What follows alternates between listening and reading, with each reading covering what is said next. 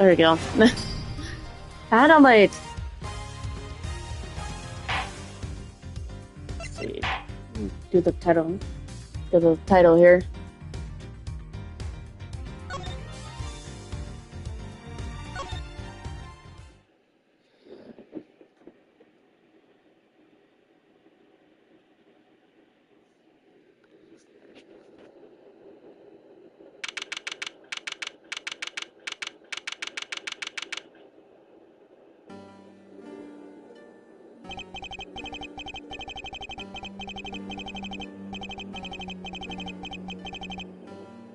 First I have, that's the job of a investigator after all. Like a truth or lie.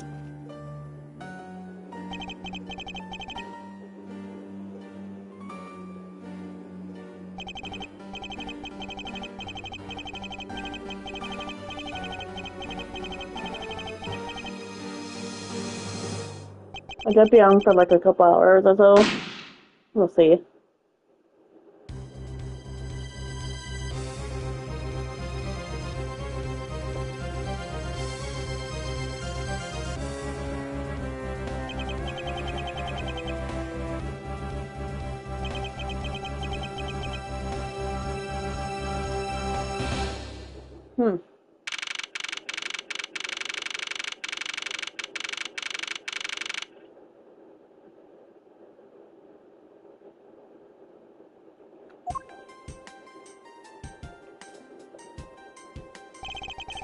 Hard to believe that I've been away from my office for a whole month. Off the set, the gum trio has been keeping an eye on my office and keeping it clean. Huh? The door is unlocked.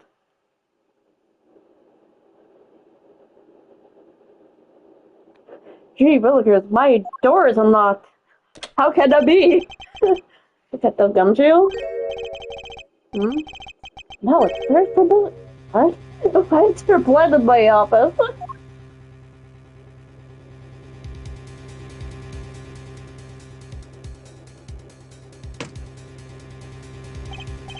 What the? Oh dear, there's a dead body in my office. What's the meaning of this?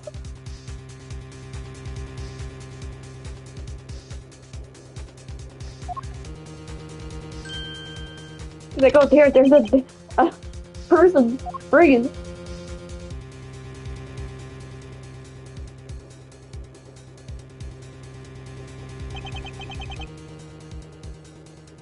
Identify yourself. Shut up. Guess I'm been in the murder in the prosecutor's office. I did see if the sound. Yeah, the sounds okay. That's right.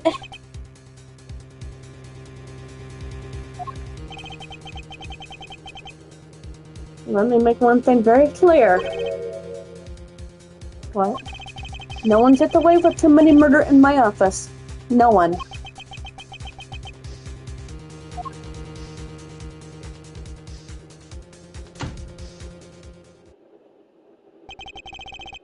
My name's Miles Edgeworth.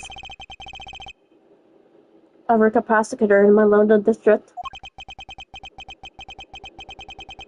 Little did I know that upon my return home after a month abroad, I would be thrusted into multitude of cases in some very frantic and busy days.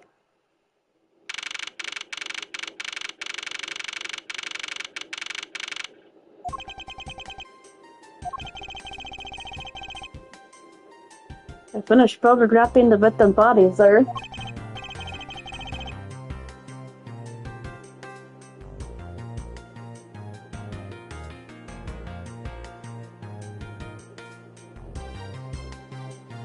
Very well, please continue your investigation. Yes, sir.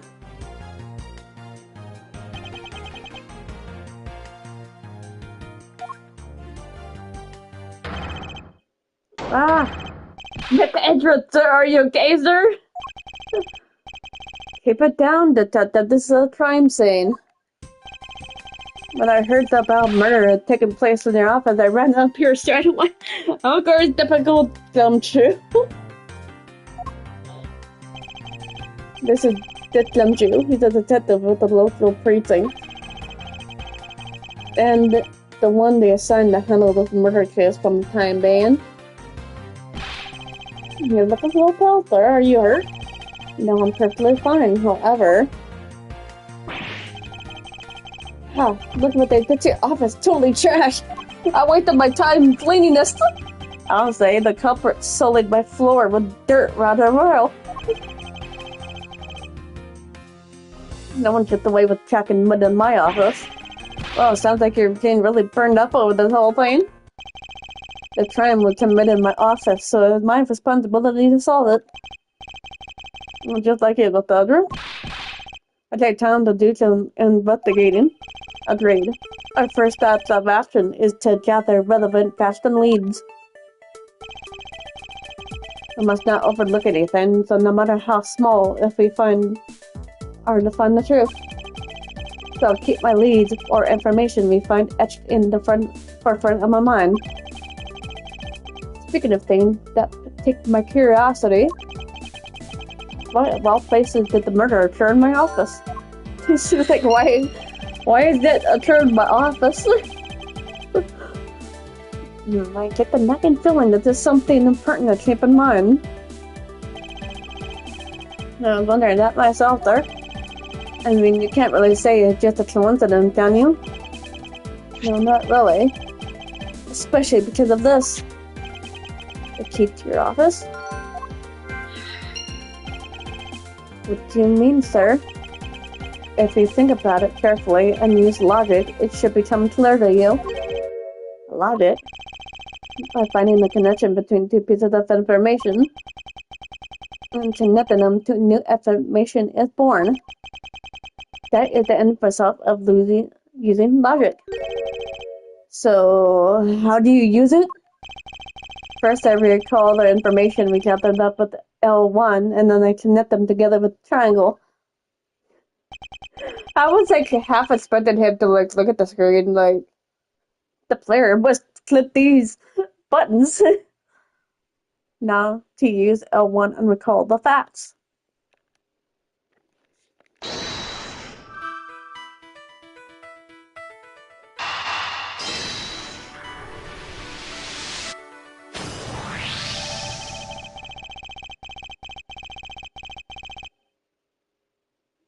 For security reasons, all prosecutor doors are outfitted with locks, which means it would have been hard for the murderer and the victim to get in here.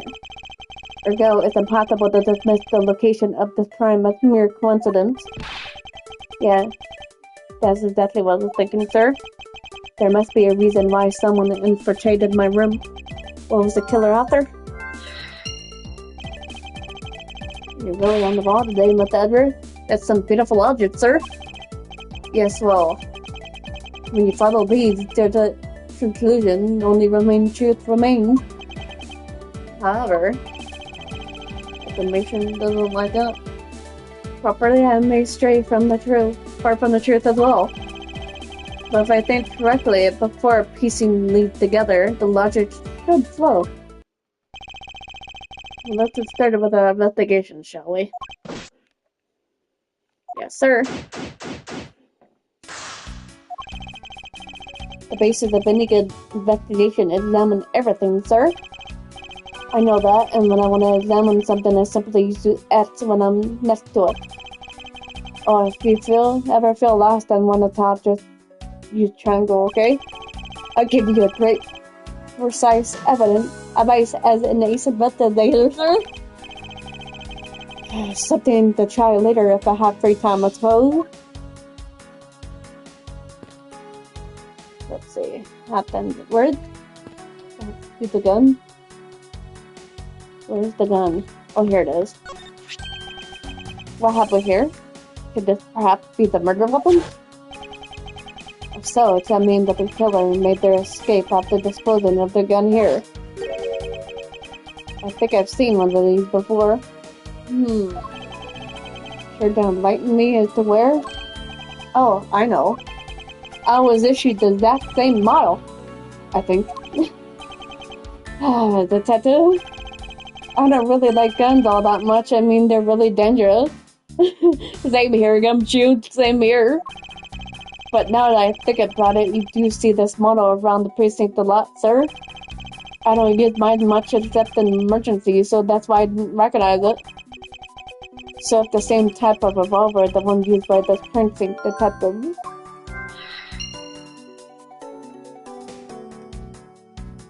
Inspect this person over here. They finished photographing the body, so it should be alright to examine this area.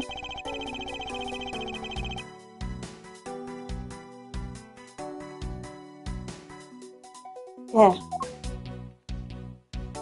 I have to examine his wallet. What do we have here? Yeah, I think we have seen one of these before. It's a police badge, detective. Oh, hey, I have the exact same thing, actually. What a coincidence! What coincidence! I have one too! Well, take a look inside. Oh, hey, it's our good old buddy Faith. It would appear that our victim was a detective just like you. Has seemed to have gathered a few pieces of pertinent information. Now to calmly use some logic and figure out if any of them are connected to each other.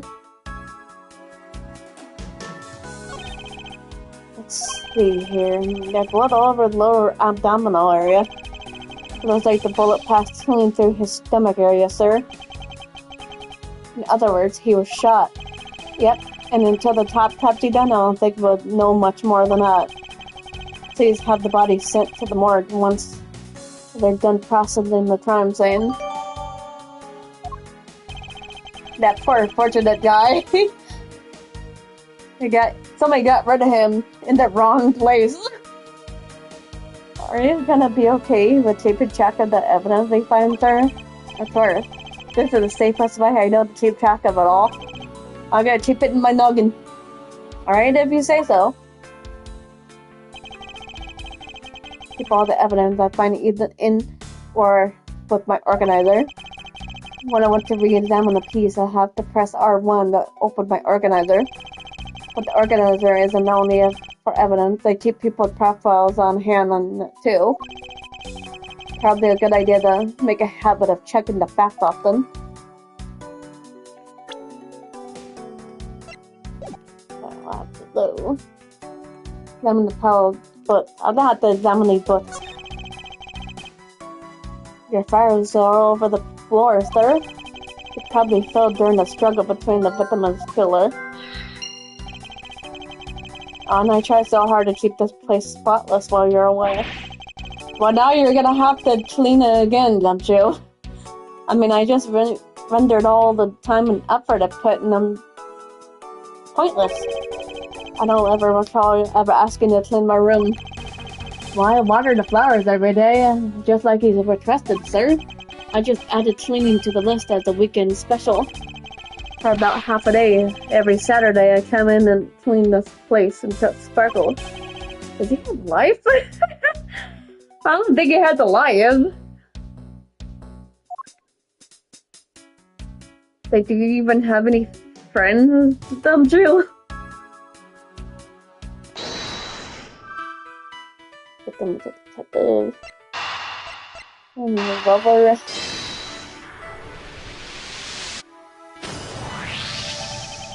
The revolver, the standard model used by detectives. Could this have been belonged to our recently departed? Detective Gumshoe, would you please thoroughly check the victim's body one more? Yes, sir, on it now. Excuse me, pal. Let's see what we got here. It's address, sir, as the guy is wearing the gun holster. So it appears that our killer somehow managed to take the victim's gun from him. Let's see what else we could find about this revolver. As I always say, you gotta look really carefully at each piece of evidence. If you use R to rotate the object, there's no such thing as a bad angle. Use L1 and R1 to zoom in and out at the nitty-gritty.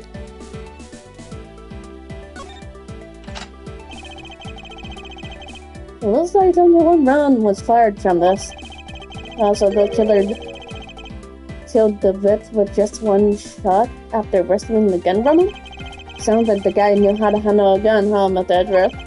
We have no proof for now. That's a distinct possibility. This is about all we're gonna find out. We should send the body to Jim. Why? Oh, why? How could this happen to a guy like you?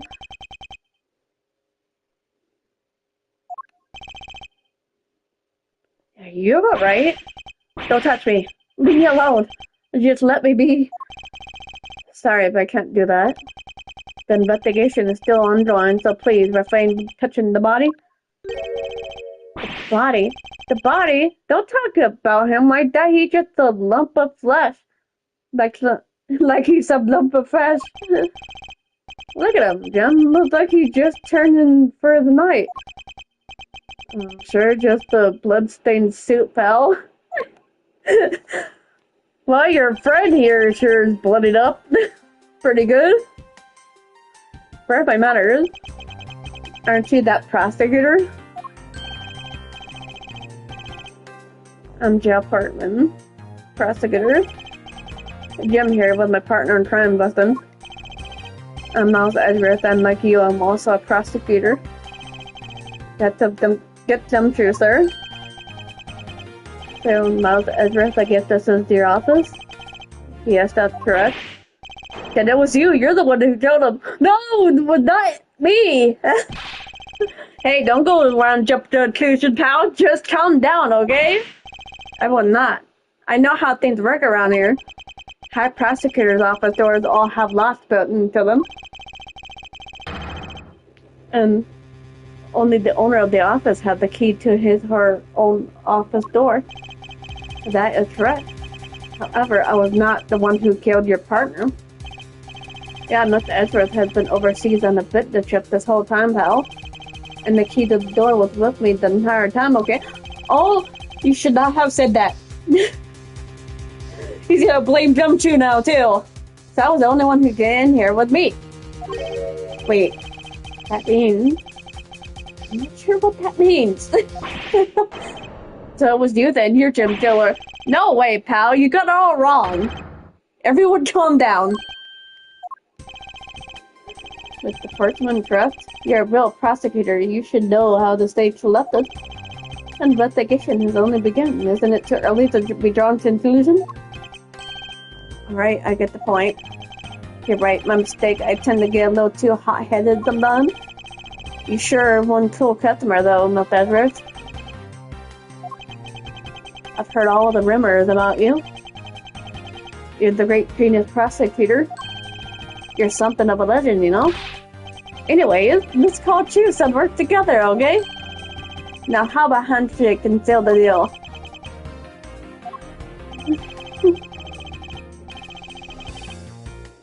You guys were conducting your investigation, right? Sorry for barging in like that. Carry on then. It's your room after all. Thank you, I tend to. Just waiting a little more time to say goodbye to Jim. You there, sir?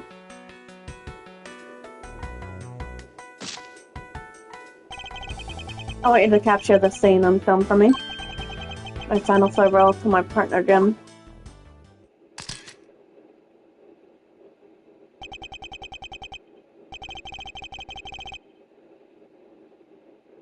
Probably should give them some space. I guess I'll just take quickly. I'd like to return to a lesson on the sofa.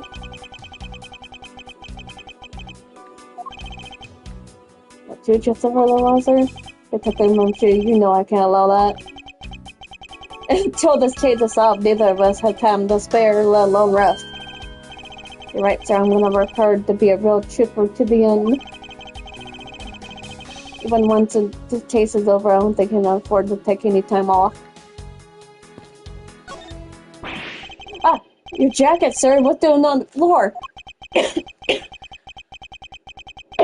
Excuse me.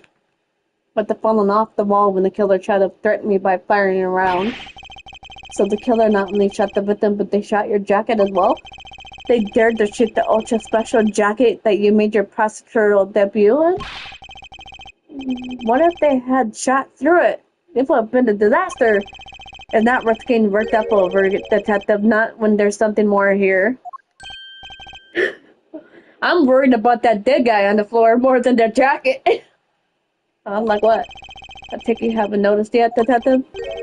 There's a giant contradiction right here in front of us. Really? Did I say contradiction? He must have be ripping off on me. I'm starting to sound like him. He's starting to sound like Phoenix. I have my own methods and I want to get this investigation my way. And when the scene before me contradicts a piece of evidence or seems off, and that's where my detective skills come into play. First, I might find this spot. That proves the contradiction. That's it. The bullet hole where the contradiction lies.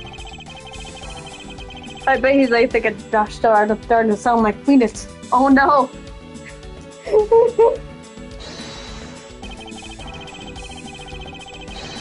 And when I found this, I didn't have the proof to prove the contradiction I presented. This is how I do things. Eureka! This bullet hole is in the contradiction. What do you mean, sir? Like elementary, 2 shots were fired in this room. The first filled victim, and the second filled this frame. Yeah, that's right. However, this gun was only fired once. Hey, that's true too. Which means that one of these 2 bullets was fired from a different gun. Did the killer have another gun prepared for the night?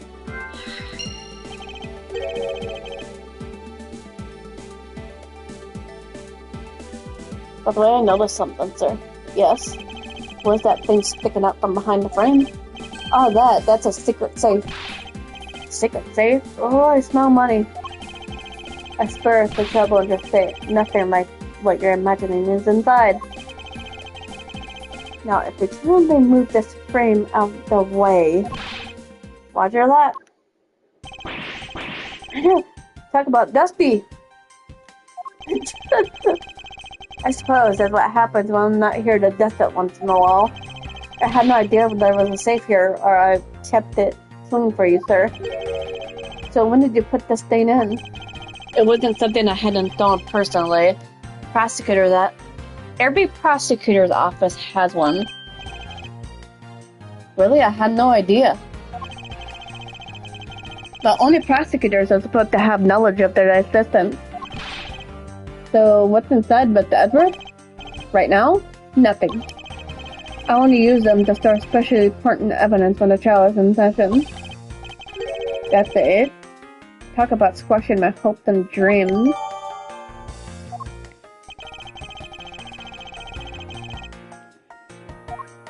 I didn't have to inspect this. No, this is odd. Found something, sir? The keypad. Don't you find it be too clean? Yeah, there's a thick layer of dust around it, but not the keypad itself. You there, forensic scientist. Yes, sir. Could you please test this area for fingerprints? You got it, sir.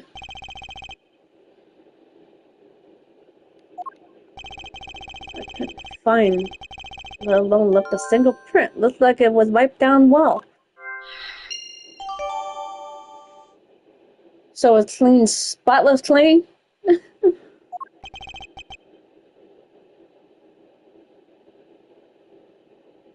As I thought. Appears that logic is the only way around this setback. Come to rationally connect the dots with the information we have.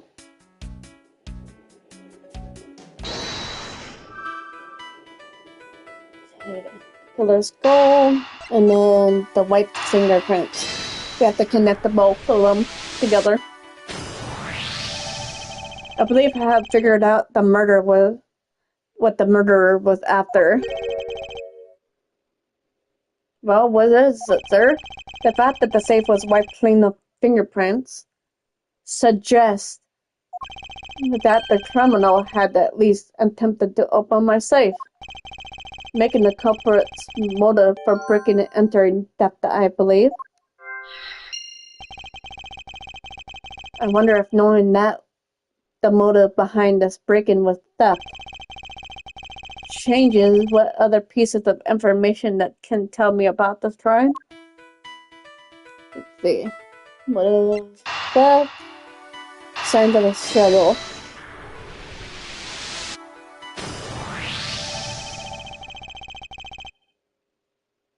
There is possibility that the fire splayed on the floor. There are not results of a struggle between the victim and his killer. Oh, you mean like it could have been from when the killer tried to find something there? Precisely. We need to figure out if any of the files have been stolen. Yes, sir. I'm gonna shelve files like you've never seen before, even at a library. Sure. Give that a try? Why do all the good ones always die young? Surely you must ponder that every once in a while, Miss Edgeworth. No matter how much we limit, the dead will not come back to life. All we can do is search for the truth. And? So what are we supposed to do? How we go about finding the truth? First, we calmly restore the files to their rightful place. You got it. Here, let me help. So this file goes here and that book goes there. Sure know a lot about where things go despite me being with the Edgeworth office. Because I'm the one who keeps it tidy, pal, okay? Done. It appears that the murder was definitely committed here. Hello. Oh, the bloodstains on the bookshelf are still fresh. Ah, man, they're gonna have to clean all that bloodstains.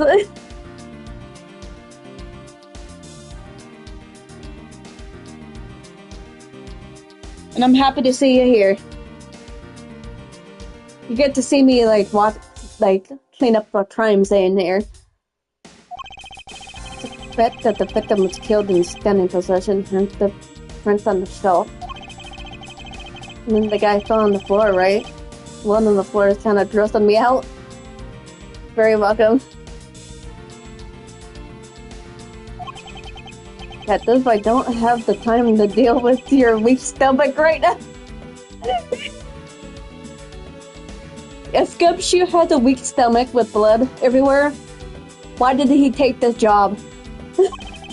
But you know I'm not good with blood. Why did you take this job? Why, Gumshoe? Why? I'm certain there's something wrong with this picture here.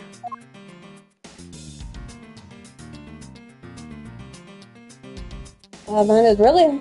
Even with my old glasses I have right here, it's like really hard to see that. No, right? If you have a weak stomach, do not take the job.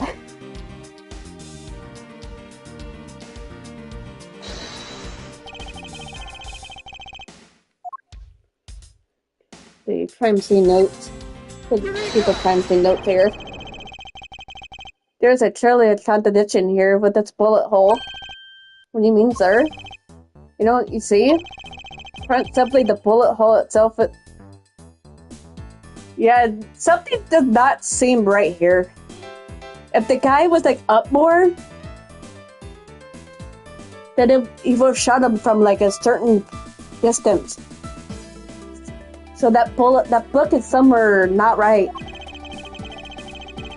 The victim was shot in the stomach. The hole should be much higher up. Yeah, that's true.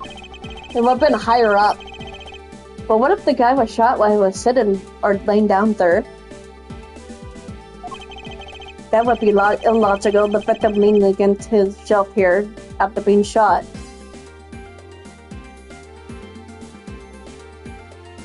Yeah, it would have been like higher up. It suggests that he was standing when he was shot. That means... Wait, what that mean, sir? It means he was standing, Gumshoe. He was standing. That means you need to use your brain every once in a while. Stand on mine. Just think, come on, Gumshoe, think.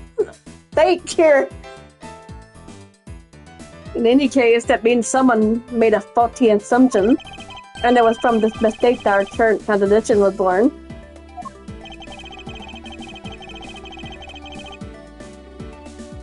Order of the files. I believe the order of the files is a bit off. I mean, I put them back in the wrong order just now. Hey, actually, I think the labels of the files are wrong. What did we just tell you? Oh. Yeah, you see here how the files that are shot begin with the number 0. Oh yeah, it's like 3C, like 3B, 3C. It's supposed to be before 1. It's supposed to be like before 1, all the 1. Actually, the way they're organized is how the correct order. They're exactly as I see in my mind's eye. But the numbers are out of order. Those white binders are special, so they're arranged a little differently. Oh, that makes sense. From this, we know that the files were not in this order when the crime was occurred. And so that's it. I believe the killer made the same incorrect assumption as you did, detective. Let's rearrange the files in numerical order and see what we find out. Let's see what was... Okay, now this makes more sense. Because the bullet hole down the order up there instead of down there. That makes more sense right there. Do you think that it'd be okay to prop the body back up to how it was before it was moved? They finished processing the crime scene, so I don't see why it wouldn't be. Could please detect them, Jill? See. As I suspected the bullet hole. Now it's all piecing together. Piecing together here. The killer went through my files first before shooting with the face. And then put the files back in numerical order, I guess. Exactly. There's something bothering me. There's a binder missing on the right. And proceeded to shoot the victim. But why would someone kill a man and look through their files one more time? Puzzling indeed. The files were thrown into disarray twice, once before and once after the crime, but why? Now the crime scene is it was when the time of the murder. Time to give it another look. This is really bothering me here. Missing book. It says Gumshoe's name. Why does it say Gumshoe on there in blood? Oh god! I say that's some incredibly incriminating evidence.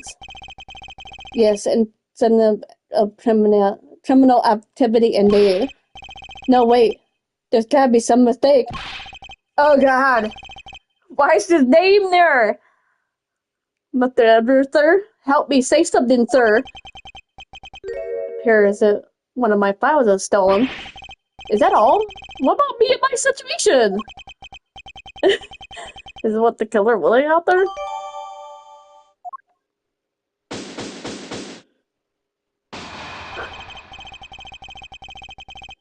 That Jim was able to leave us the name of his killer in the end. And this important message managed to reach us. I'm telling you, it wasn't me. Excuse me.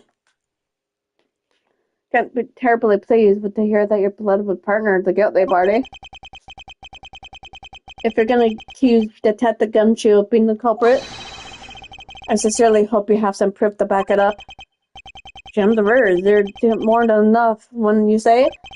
But what if someone else hid the blood somewhere and just put Gumshoe's name there?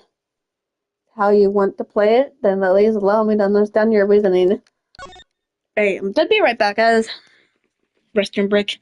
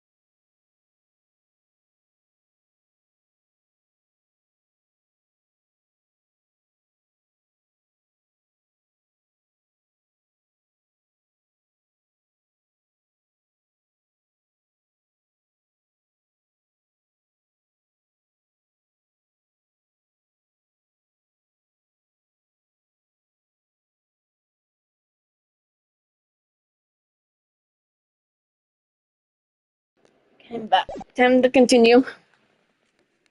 If that's how you want to play it, then at least allow me to understand your reasoning. You got it. Let's see here. Now I have to do like an argument with Portman. I don't like this one bit, but there's something strange about this man's attitude. And there must be some sort of flaw to his logic waiting for me to dig it out. What are you gonna do? With always doing short, I'm going to try to examine him. One way or another, I suppose the flaw in his logic with the technique. How do you feel that? Can you explain to me, sir?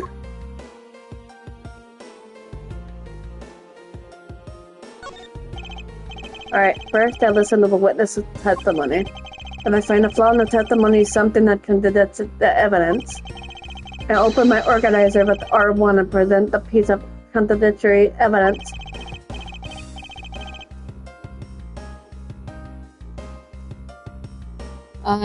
That must like be a really interesting game.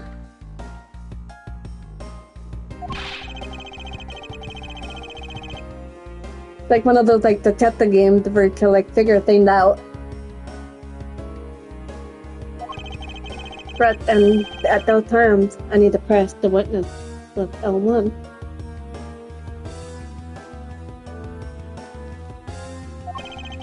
Sometimes by pressing, I can draw out new information and new or modified testimony. I think I get it, sir. I'll be sure to try the techniques out during the investigation, too. Very well. I even show you how it's done. Now watch carefully. All of the, it was pretty much, this one. The Ace Attorney ones. One with Phoenix Wright.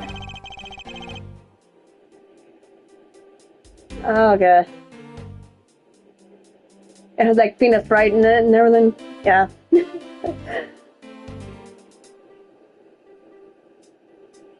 Think of this. Kate did this idea which one it was.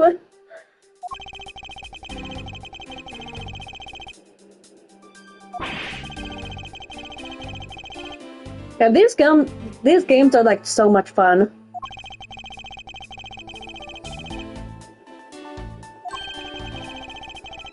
This is like the same as the other Ace Attorney Phoenix Wright game, but this one like has extras from those games.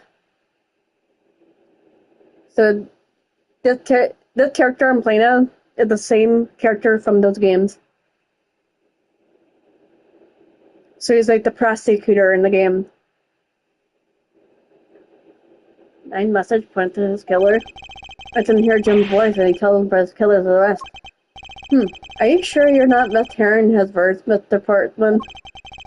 There's no way Detective Gumshoe is the culprit here. I will find a flaw in this man.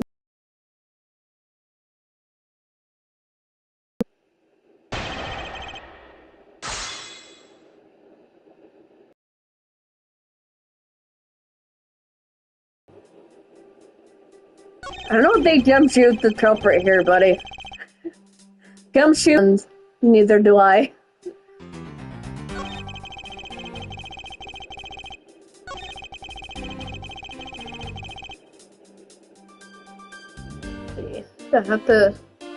Yeah. Perhaps you're not aware, Miss Department, but there is a serious flaw in your logic.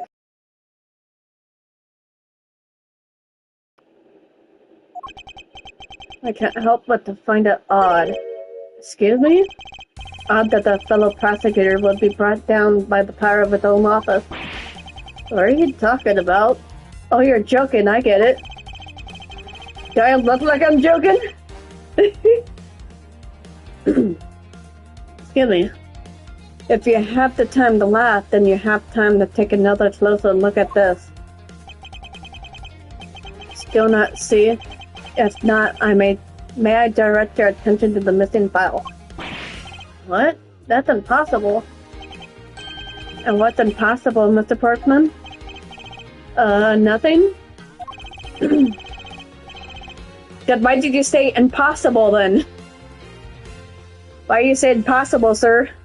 If it's nothing. The file was on that shelf for all about certain case.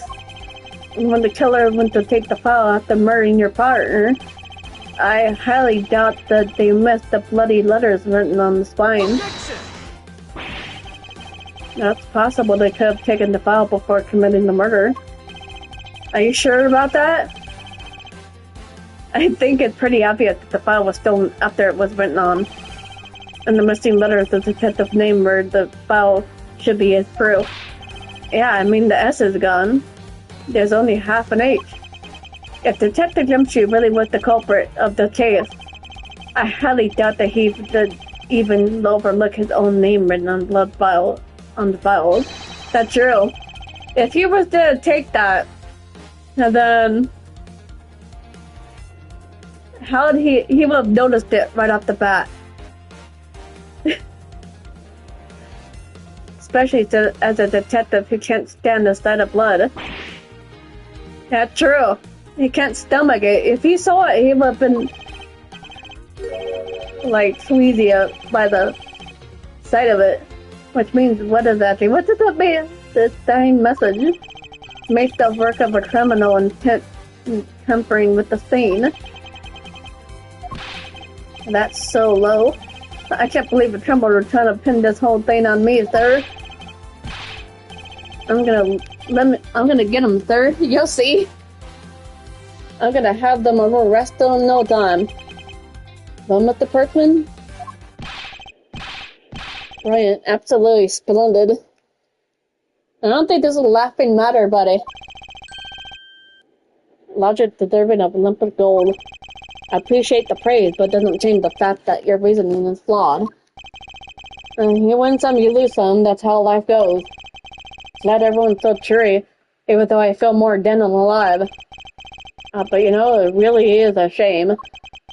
I really didn't want to have to bring this up, however. What is it this time? Are you still after me, pal? Humor me for a second. Who had the key to this office? That would be me. Submit the expert to prove I'm innocent now.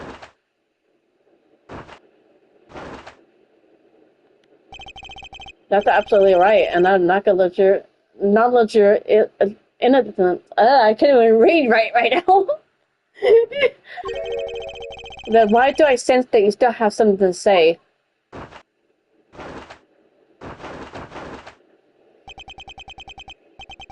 Well, I was thinking, did you know there was one other person with the key to this office? One other person? Are you there? Yes, sir. What is it, sir? Is he gonna bring Maggie in? Would you kindly fetch that lovely young lady here for me? Guess he's just gonna bring in Maggie Bird. Maggie Byard. However you say her name. The drill is a member of the building's security. Think of her as a material witness. Security? Did you say security? No, stop it, pal. Don't. What's wrong with them all of a sudden?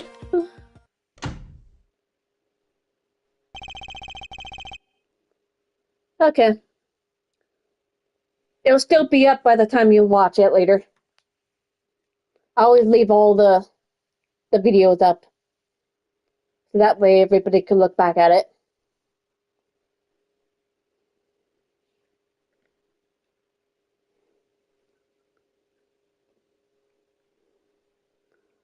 Yeah, he does look overworked. I agree. I have called upon Miss Maggie Byard, a member of security. Oh man, I remember her. She's always the one that has bad luck. She's the one with bad luck. I like her t-shirt though, the blue badger. And he was the both of them was so sad.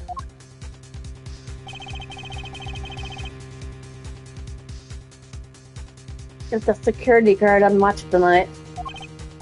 I see. And your point is? My point is that she could very well have used it. And by it, I mean the master key, which can open all the office doors to this building. What? I don't think she did it either.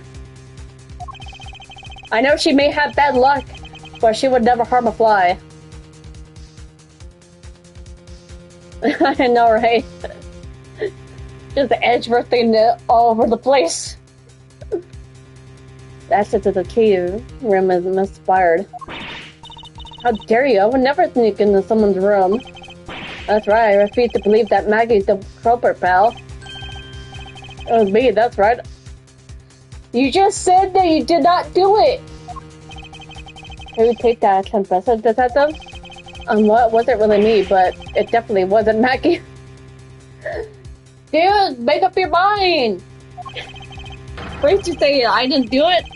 Did it? Didn't do it? That was... Oh man, dumb shoe. Yep. Everything's failed miserably. But yeah, it was me. If it was, you had no problems with that, right? Please refrain from flying off the handle, detective. There's no need for such theatrics. Listen to your boss, detective. He understands what I'm saying here.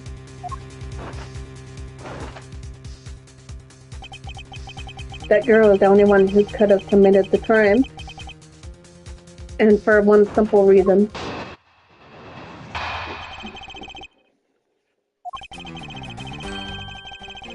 It's pretty obvious that Miss Bird snuck into your room using the master key.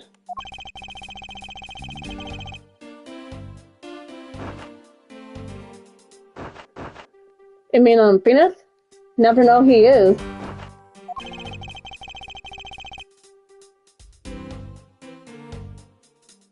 Or those are prime suspects. On top of which he knows our good detective Dunsandry. Made it all more probable that she was the one who faked the dying method.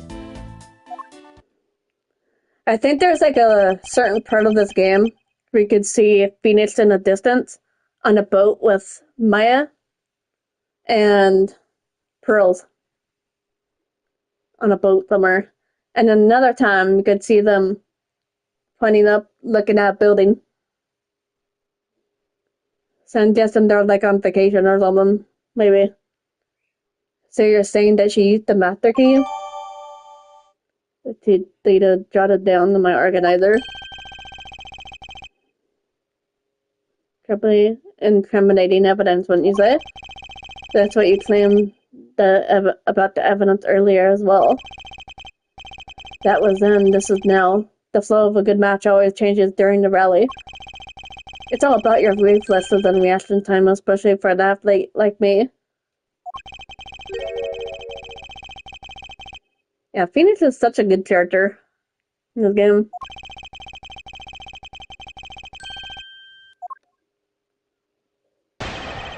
I think my favorite like characters in this game is Gumshoe, and I think I also like Mo the Clown. Mo the Clown, another good character.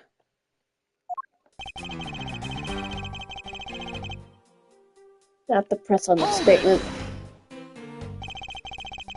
Are you sure Miss Byard is the only one member of security who could have used the master key? There's only one person on staff at this time of night, and tonight she's it.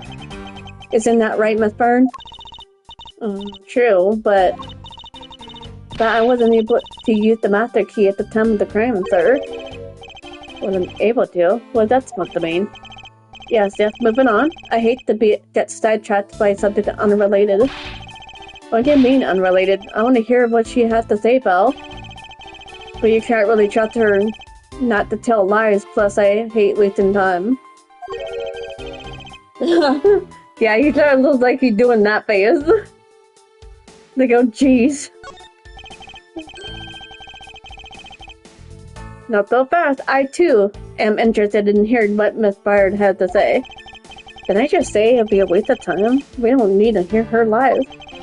I'll be the judge of that, Miss Byard, if you please.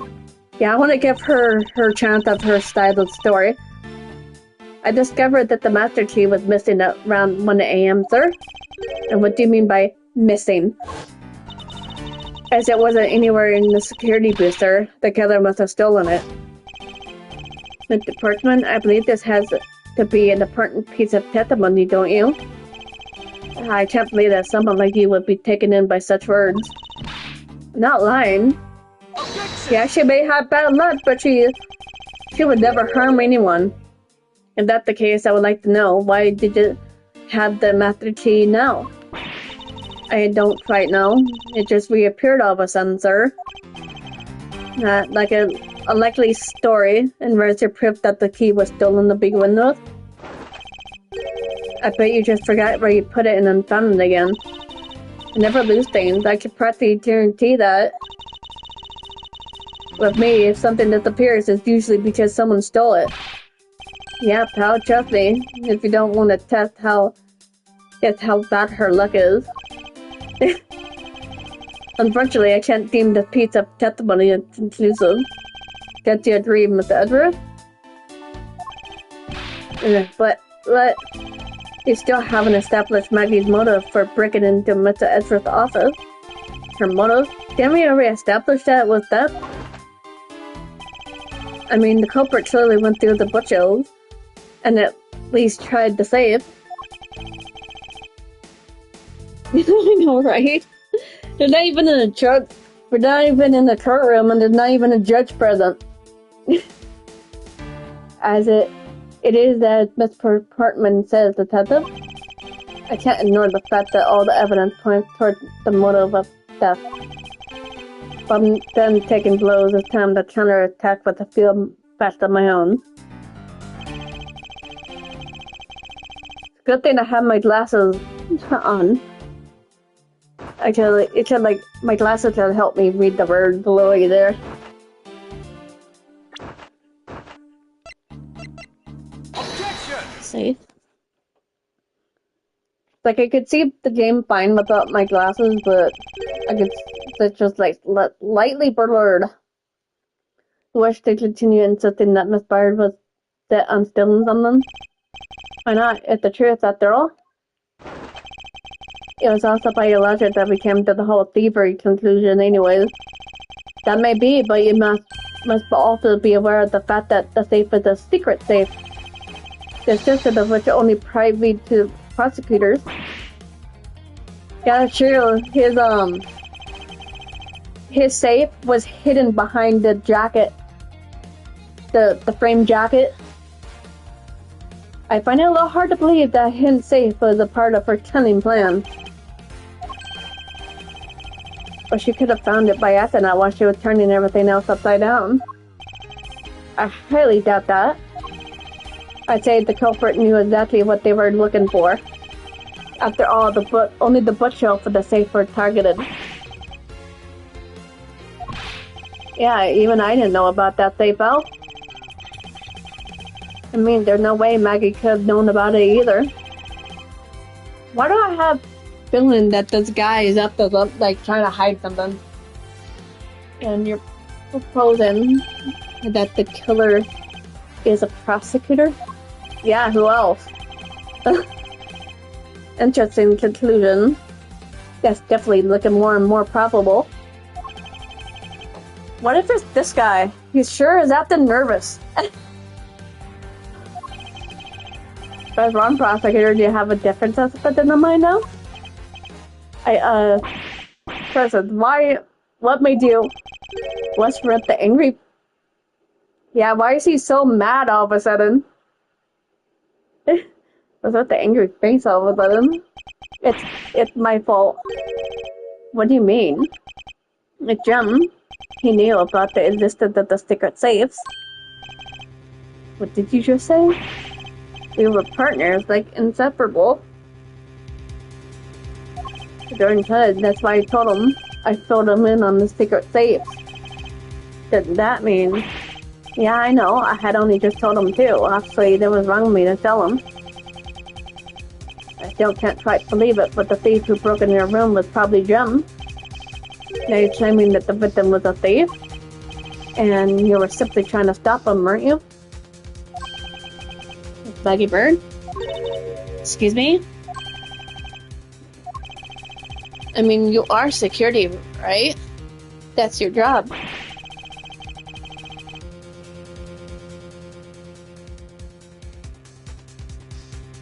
But killing has gone a bit too far even in your risky profession.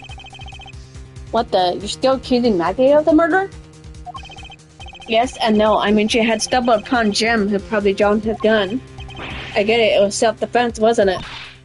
No, I can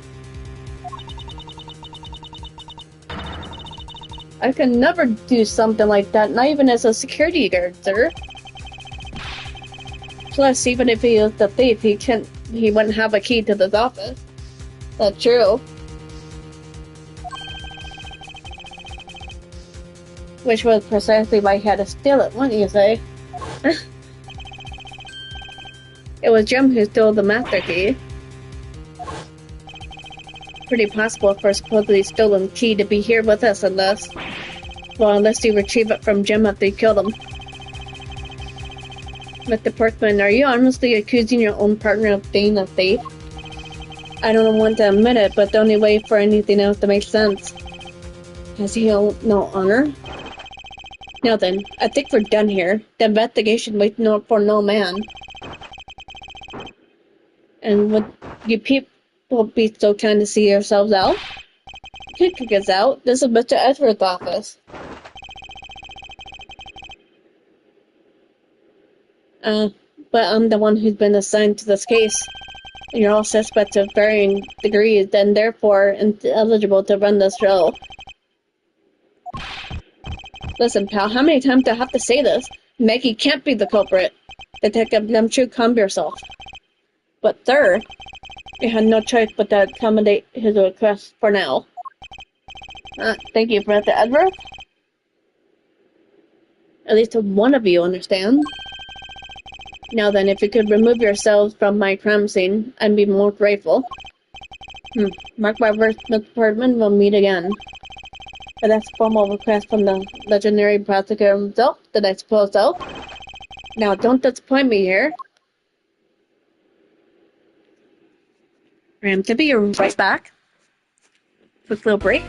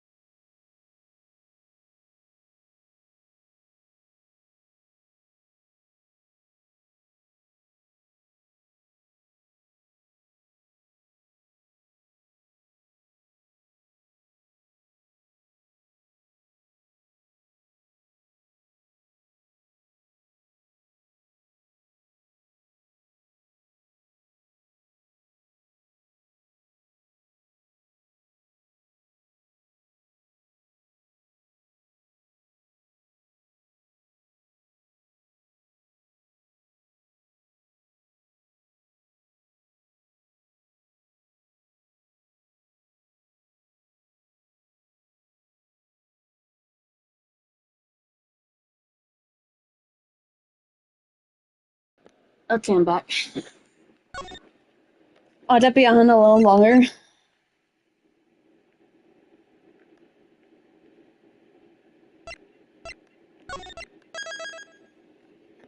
Probably for like another hour or two.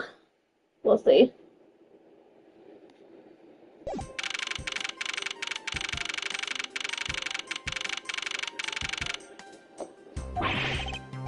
With that prosecutor, I can't believe how rude he was. It was unbelievable. Please maintain your professionalism, detective. I'm gonna find some real solid evidence to prove Maggie's innocence. You'll see, sir.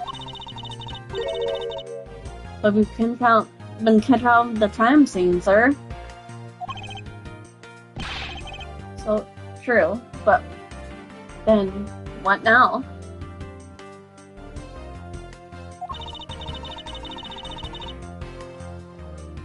Just like my last falling yet into another gigantic ditch. I feel bad for Maggie. Do not despair, inspired. We can overcome this as well. See how long this is. Yeah, this one not too long. I'll probably be like on here until after it's over. The places and things we should be looking into anyways.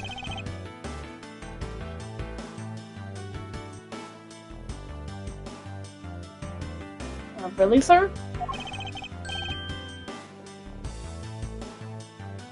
For example, this hallway. The linchpin of his argument against Miss Bird is related to the master key. In that case, this hallway is a perfect place to look for more information regarding the mystery surrounding my door.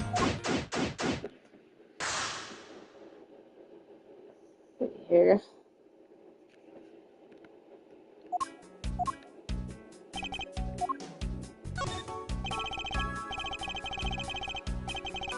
Detective Limchu, you look rather intrigued by something. Care to share? Nothing, but I know that Mr. Kurtzman told his partner Jim. Just like the detective in the Sunday night drama, All My Cops is named Jim too. I bet one of them is a big fan of the show. You seem to know a little something about yourself. I take it you watch it too? Of course. The tight bond of friendship between prosecutor and detective is great, sir. But it's nothing compared to the super strong friendship we have. Friendship, detective. I think you're mistaken it with pity. How can you say that, sir? Not that all we've been through too.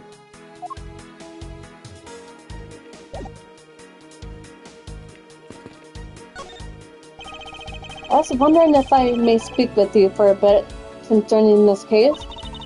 I've always been a big fan of the courtroom, but this is like a dream where I'm being cross-examined by the Miles Edgers. I can't let the chance pass me by. I must remember to ask her about the master key. I should jog her memory by showing my note to her with Jungle.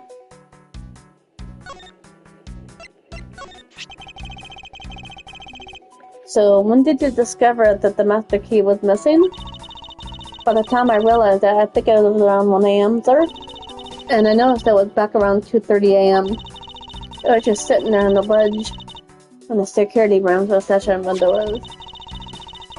But I'm sure that between those two times it was not just gone but stolen, sir. Why is it such an important key stored in such an insecure place? It's not like that, sir. We have always kept the key further inside the room away from the window. Always, you say, except for this time, correct? Well, I admit it was a bit careless, but I had my reason. I left it out because I was sort of using it at the time. But after I had used it, I left it sitting out on the ledge. Do you use the master key?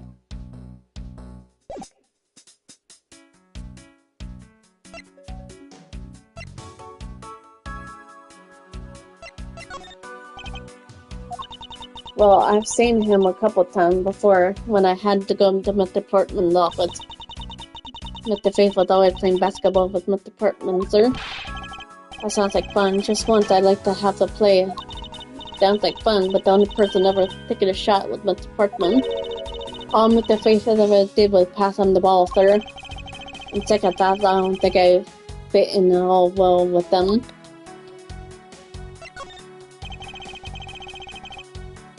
What did you mean by you used the master key? Oh, I had to use it to open the door for the prosecutor who hadn't forgotten his key.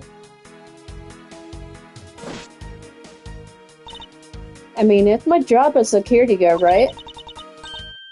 Ah, what is it?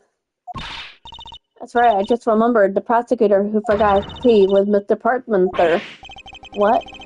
Please tell me more, Miss Bird, quickly. At around 12 a.m., Mr. Portman had forgotten his office key, so he came down to security, sir. And when you loaned the master key to him? No way, that's against regulation to loan the master key out to anyone. I walked with Mr. Portman to the office and opened the door personally. I see. And then what happened after that?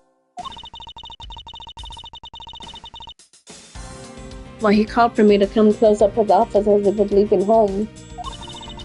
At around 1:30 a.m., I think.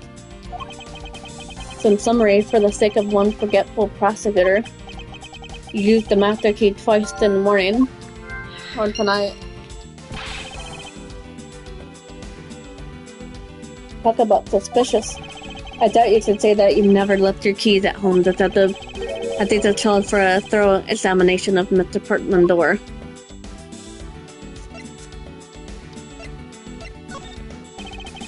Thank you for correct. I take it you're an acquaintance of the detective? She was under my supervision back when she was still on the force, sir.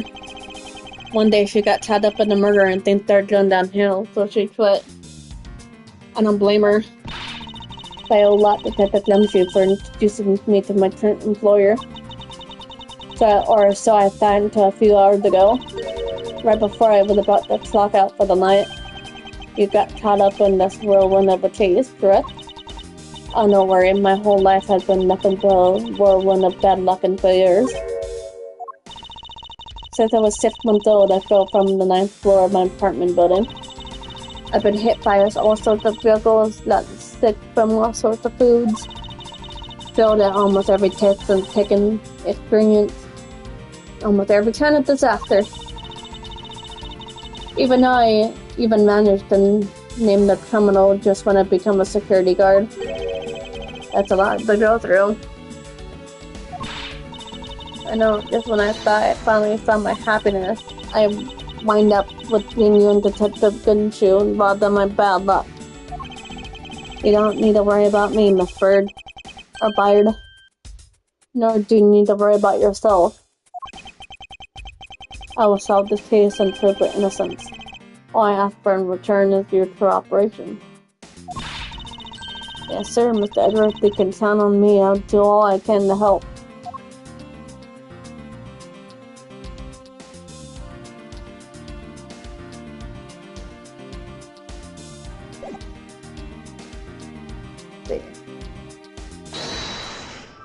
Have to use the logic here.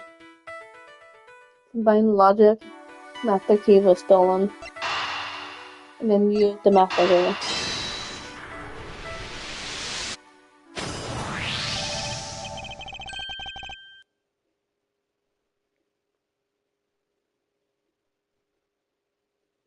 Miss Byard? Miss Byard? I'm afraid there's a flaw in your story. What? No way, pal. I mean, sir. You said that you left at Mr. Portman's office at around 1:30 a.m., correct? However, the master key had already been stolen at the time. So that contradiction like a pro. I totally forgotten about that, but thanks to you, I remember it now. You're right, it was around the very time I realized the master key was missing. And I'm a security guard, sir. Then I can't just admit to losing the master key, did I? So I pretended to lock up his room, sir. You pretended? Yeah, I guess I used my house key and made it look like I was locking up, sir. It was, and actually, you never did relock the door then. I thought maybe I could lock it after I found the key. Come to think of it, I guess the door still hasn't been locked properly.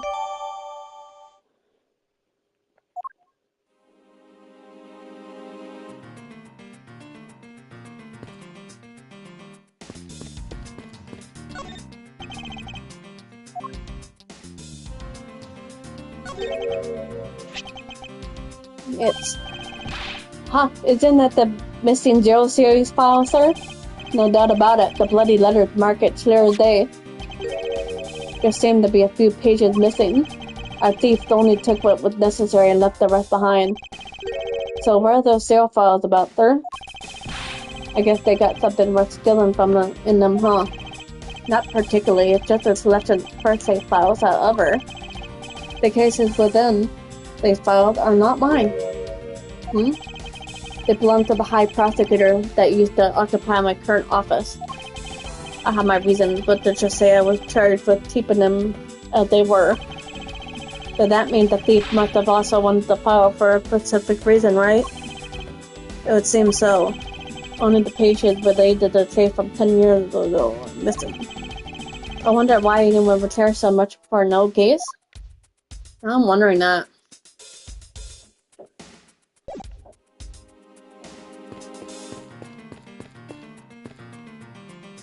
Hey, it's Pain.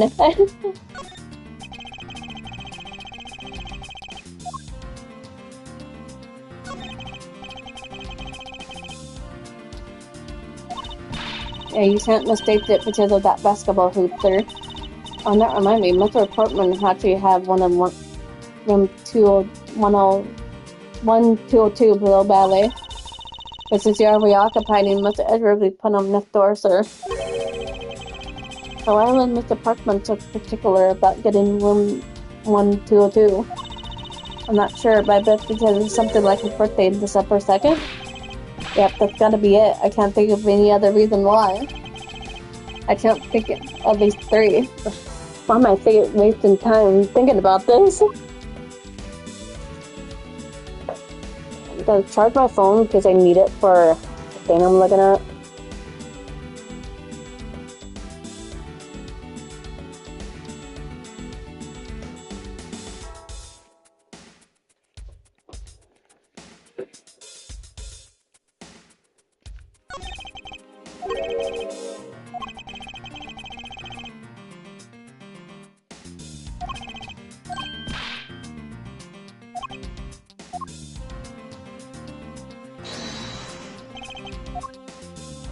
Let's see. Office.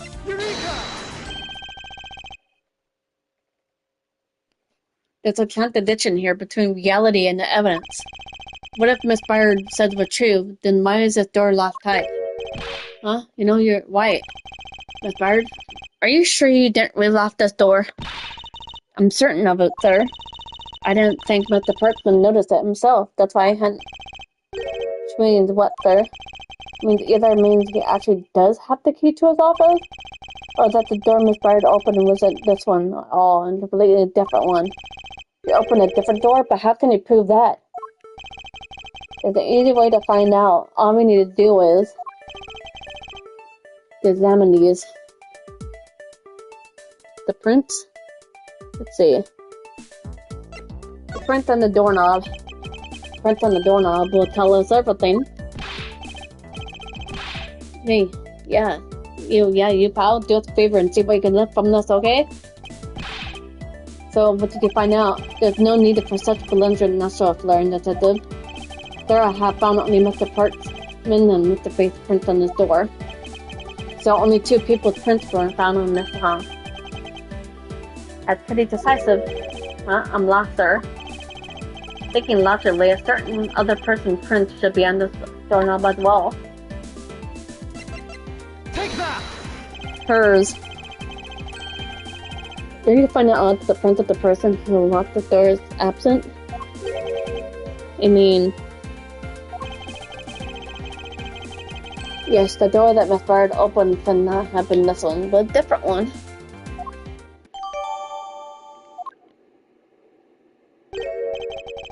What do we have here? I had to look at the note. What is this? It looks like the scrap of paper. I'll get it, sir. Let's see. Oh, there's something written on it. From Mr. Portman. Note left by victim. Data jotted down on my organizer.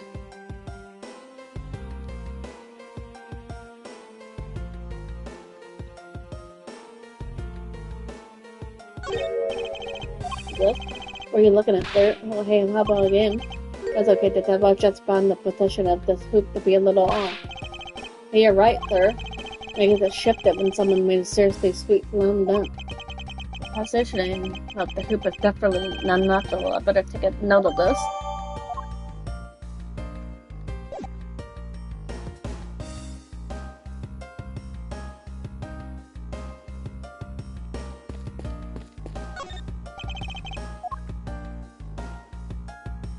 Inspect the doorknob. I see inside the fourth entry. Written in the signs of the lock was particular, meaning that the door was really open with the key. Did you happen to ask if they moved transfer the phone from the doorknob? Apparently the doorknob swinging the whistle wiped, they think. However, at this stage they did a pretty good job on not leaving any clues behind. Yeah, they did a pretty good job with that. Poking around this hallway has actually paid off quite handsomely. How so, sir?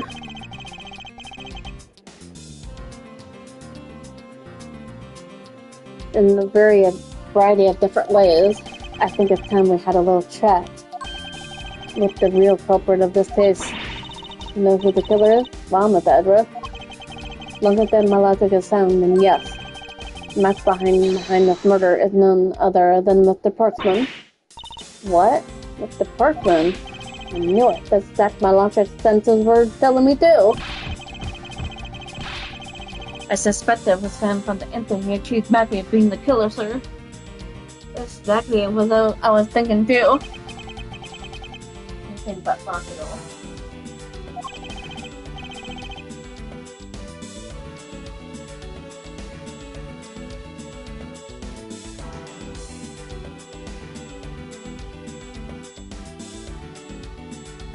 For yourself? Come with me. Come to unlock the true door.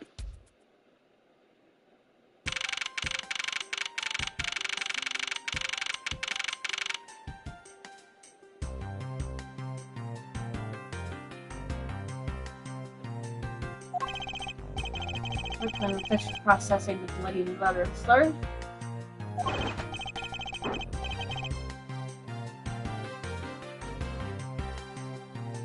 Alright, let me pick it down and add it back here.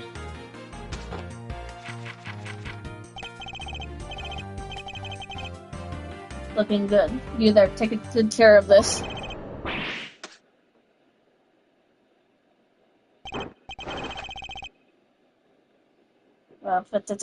Gumshoe. Another line for you, Portsman. We got you now. Off your dog, Mr. Edgeworth. Is this some kind of joke? It's no joke. We know, Mr. Joe Portsman, that you are the guilty party in this case. You must have been pretty upset getting chased out of your own room. I'd be mad too. I guess you could say if you promised to stay out of their way. You intend to hide your crime under the guise of a prosecutor doing her job. I can see right through them slightly separate than mask giver down your throat.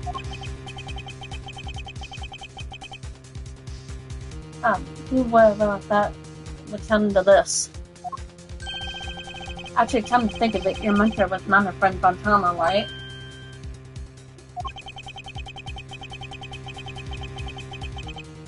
Military prosecutor who never left a single case for 40 long years.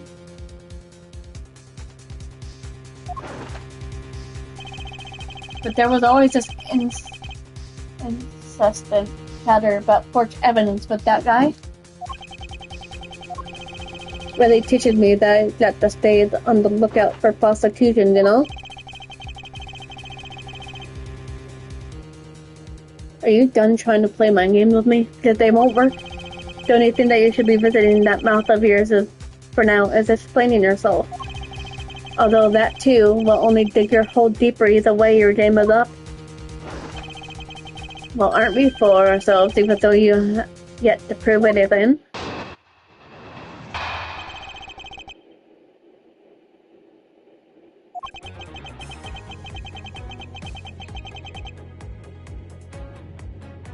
No idea what sort of harebrained idea you have in mind, but there's a mountain of evidence that points away from being the culprit. Besides, how many do you propose I unlock the door and got in here? Look, I feel bad for doing this to you, but I have got work to do, so we're done here. We're not going to be done here yet.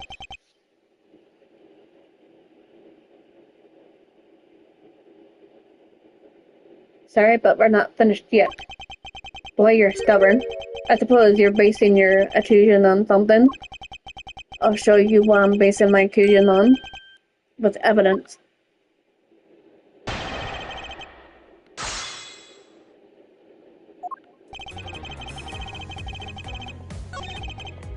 Let's see.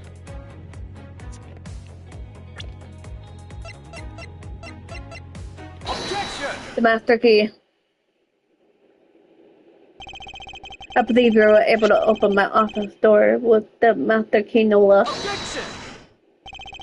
Wait. Hold on for a second. I swear I never laid a finger on that key, you already know. Precisely, you were able to open my door without lifting a single finger. Well, maybe you did, but only to the direct. That's right, you used your finger to direct this person to open my door with the key. Take that! You hadn't asked the fire to open your office door for you, yes? Yeah, I kind of forgot my key at home. Happens a bit too often for my taste, you know? But the room you hadn't preferred open at the time was not your own, was it? What? You have quite the imagination. But why don't we ask the girl herself whose door she opened, shall we? I'm certain that was Mr. Parkman's door, sir. I know, but I checked the number plate and sure was opening the right door. She backs up my story. Yeah, what if you had misled her to fool her into thinking what you wanted? How do you suppose I did that? By switching the number plates on our doors, for example. That's right, they do slide out pretty easily. Furthermore, you use one other thing to give a very strong impression. Basketball hoop. That the door was open was hers and not, in fact, mine.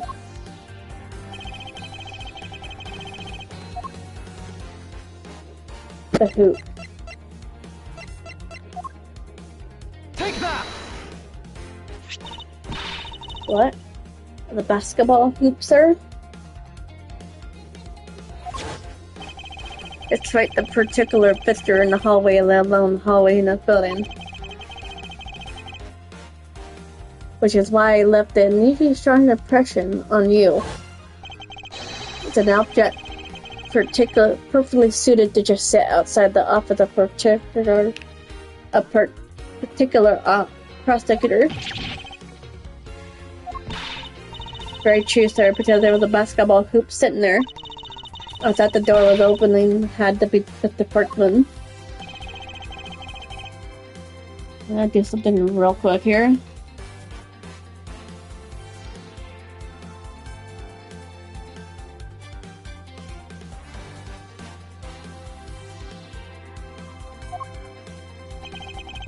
Sit in front of my office to be sure. I see. So that's how the suspicion on people think for the tip. But I think our creditor is a little off the right track.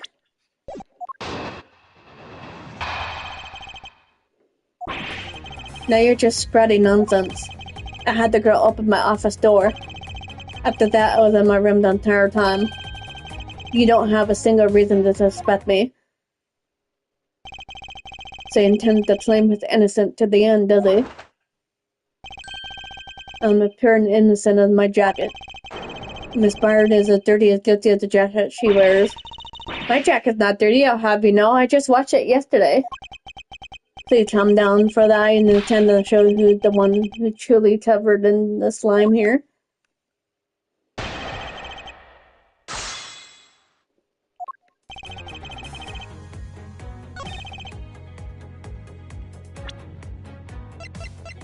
Objection! Objection! I had your door dusted for prints. My door? What for? Come on, I bet you didn't find anything. You sure you're wasting time. You're right, I didn't find anything, and I definitely did not find Miss Bird's fingerprint. Her prints? What did they have to do with anything? Yeah, if her prints were on the door, it would have showed it on the door if she unlocked it. Let's put it this way. If she was really the one who opened your door, then her prints should naturally be on the doorknob she touched.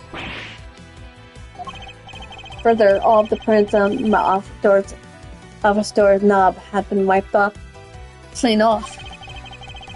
I can only assume it was Miss Byrd's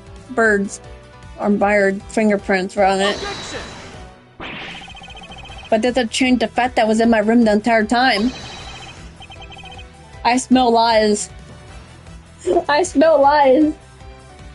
Is that really a fact or is it fiction? Hey, would I lie to you? The note left by the victim. The note. Take that! This is a note that the victim left for you, Mr. Parkman. A note? It left it near your door. Did you not notice? And right here it says, but you're out.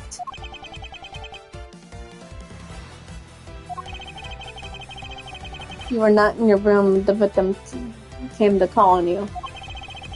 So then where were you and what were you doing? Yeah, what were you doing, buddy? And you gave up your charade? We know how you stole into my office and intent of stealing something from me. And Detective Faith found you out. Possibly because he heard sound coming from our room where the occupant was on leave. Mr. Parkman, you killed Mr. Faith to silence him. And I had the misfortune of returning when I did. You had to threaten me as you escaped. As I said, when you had the gun to my back, no one gets away with committing murder in my office.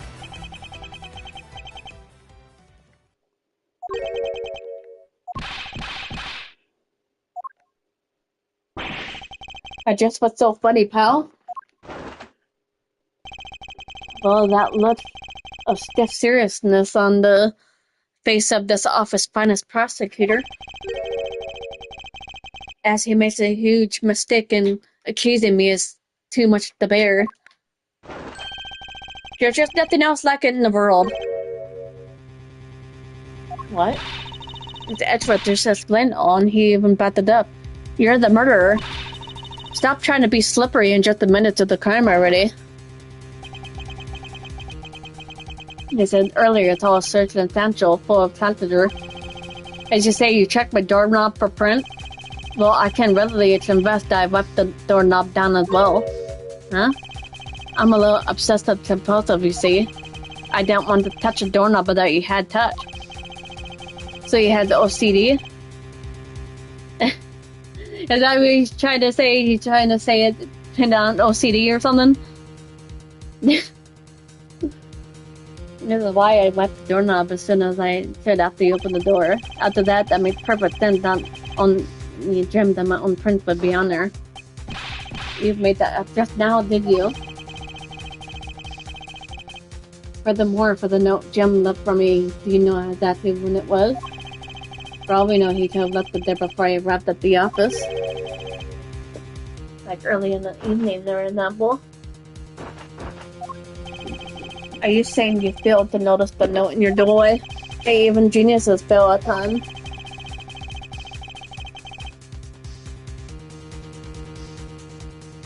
I too was too preoccupied by work-related matters, though that's no excuse. Now that's just flat out lie. There's no way you didn't notice a note that says. It's not that hard to notice the note there. But you can't prove it, can you? Say something, Mr. Ezra. Back me up here, sir. Portman make a good point. I can't prove that he didn't simply overlook it. Besides, I have an airtight alibi. Airtight, you say? I only just realized I had one as well as we were talking. I guess that would have been better for all of us if I just told you sooner.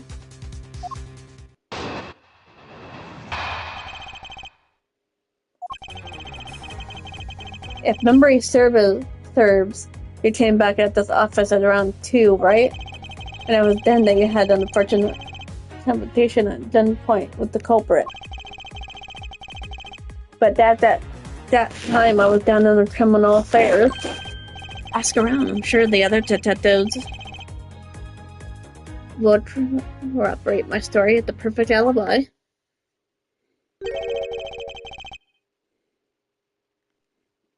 Do you really think it's that perfect?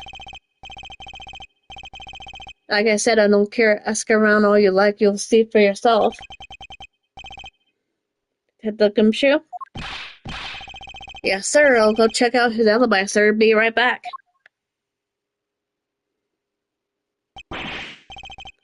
Yes, sir. I think we are in trouble. It's just like what the department said. The guys in criminal affairs said they saw them around 2 a.m. See? All the evidence points to him being the culprit. So there must be a chance that there's a point in his alibi somewhere. Yeah, there must be. Hold it! You're correct, that was around 2 a.m. Are you sure? Really important to me that you're spot on with the time. Remember checking my watch then to make it no mistake, it was 2. Oh, giving testimony like a pro. Okay, so you came back to your office around 2. Hold it! It is as you say, however... Yes, however, you're the only one saying the culprit.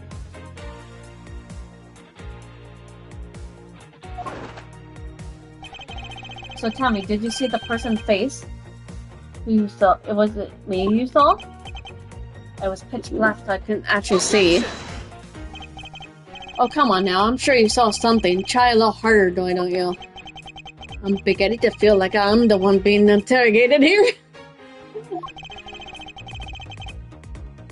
Oh, well, it doesn't matter if you remember or not. It only matters that you ran into the culprit.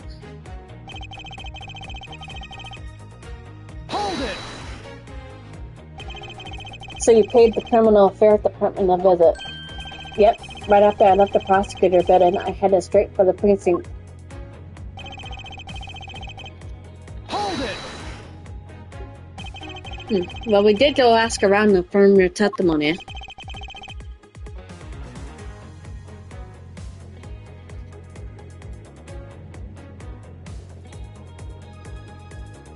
And it was just as I said, right? Yes, sir. A number of detectives said they saw you at the time, around that time. See, I had the perfect alibi.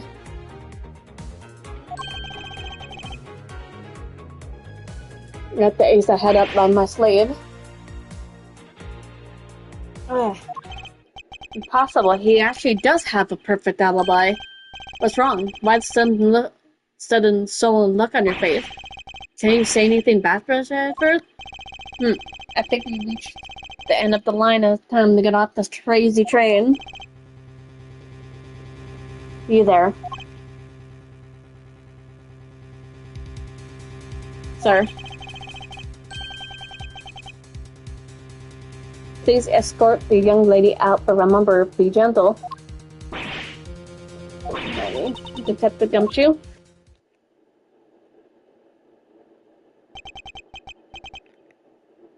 There might be a way. So there might be something that can help me out. On the alibi. I need to calmly think this through one more time. And with logic. I have to do the whole logic thing again.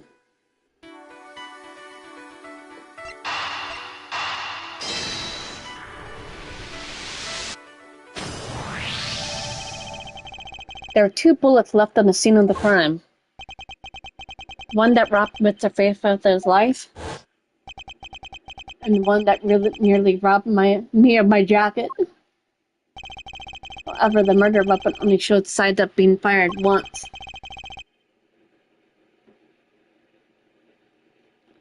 Meaning that entirely possible that a second gun was used in my office tonight.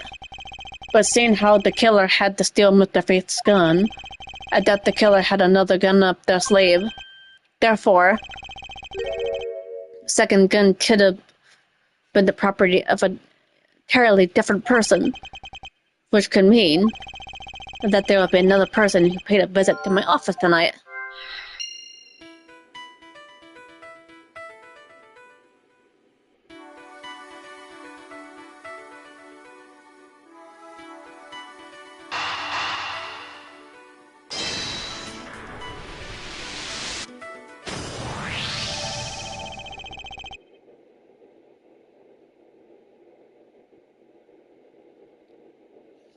Supposing there was yet another visitor tonight,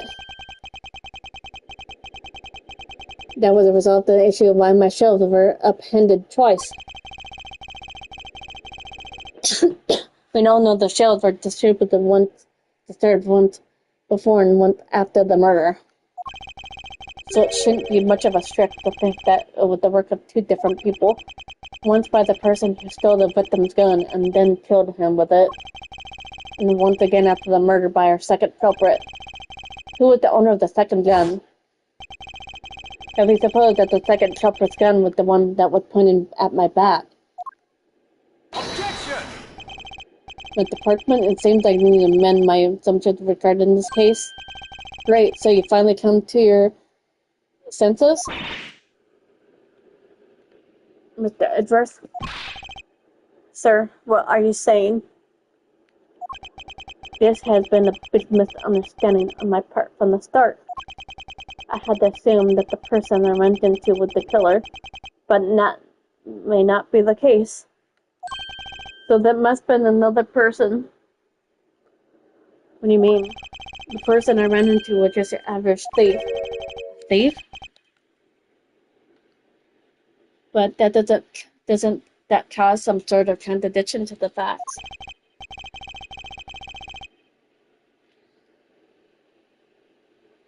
Not at all. Simply means the killer was someone else. And it means that actually 2 culprits stole into my office tonight? What do you mean, 2? It explains both why my sleeves were disturbed twice and how there were 2 guns. The department tricked Miss Byard into entry into my office. Now you're just leading the argument. You still don't have any actual proof, you know? If you could please go along with my hypothetical scenario for now, Mr. Portman. In the end, you really aren't. If you're really innocent, you should have nothing to worry about.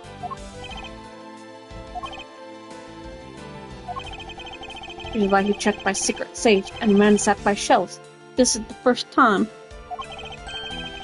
Then, this would be when the files were put back in the wrong order, right? Right. And then just then, when he was about to look somewhere else, who should talk about his own partner with the faith?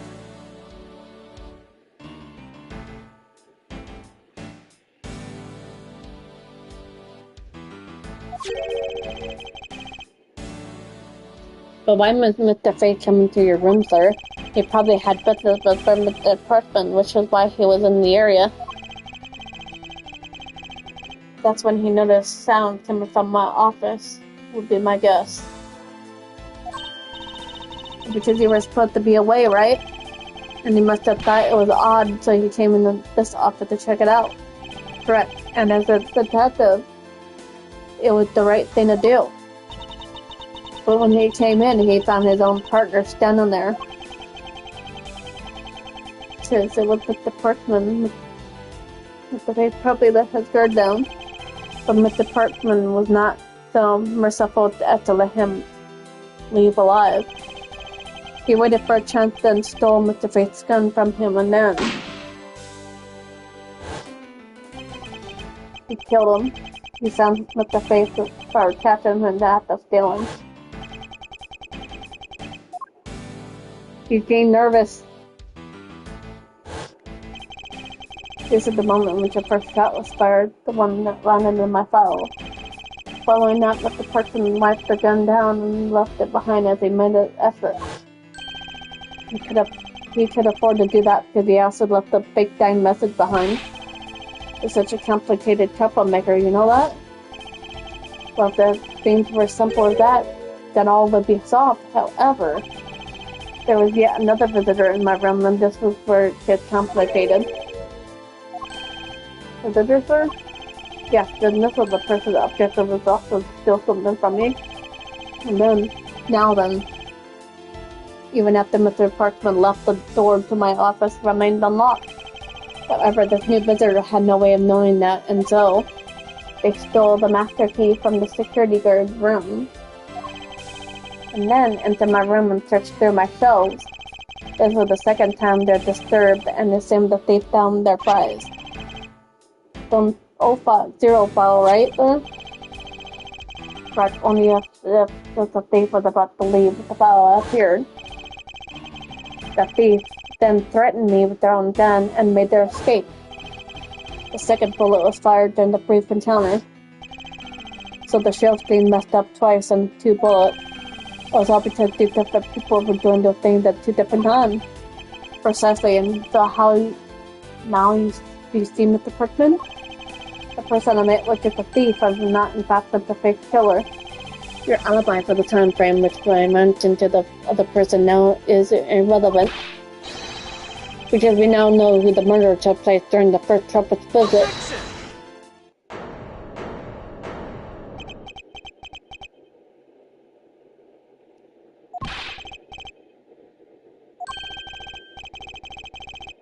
Absolutely splendid. Your scenario explains everything. Trust it does, it's Mr. Ezra after all. But it still doesn't change the fact that it's all circumstantial. Supposing if, and that's a big if, your theory is right,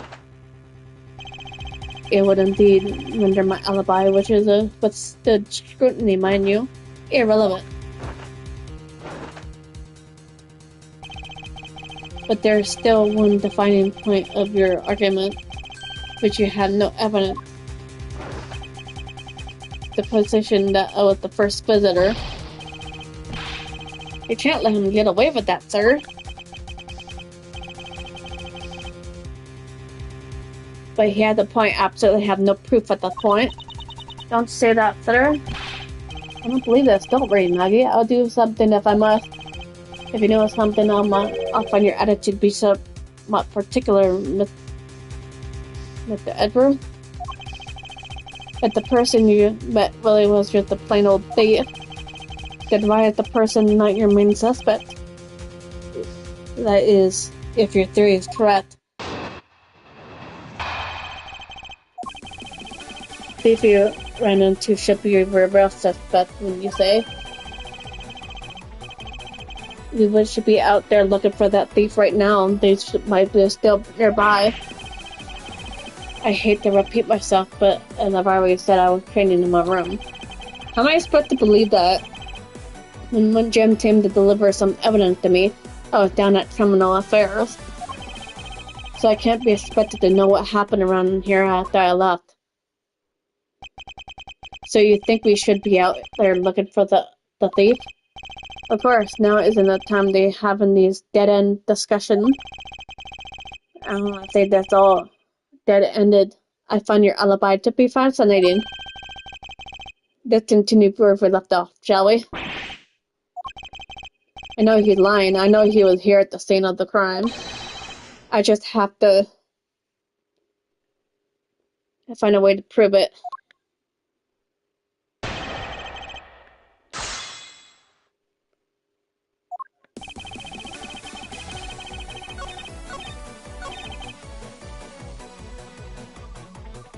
Hold it!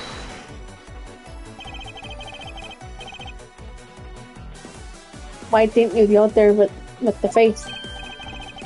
That's because he said he was tired and was going to take a quick nap. But he's up to a forever nap now. And you know, the sofas in the hallway, he likes to sleep on those. It's one of his habits. And one of the evidence he brought, they were things related to yesterday's case. Just 2 items, again independent. Interesting. This piece of testimony seems too crucial to let slip through the cracks.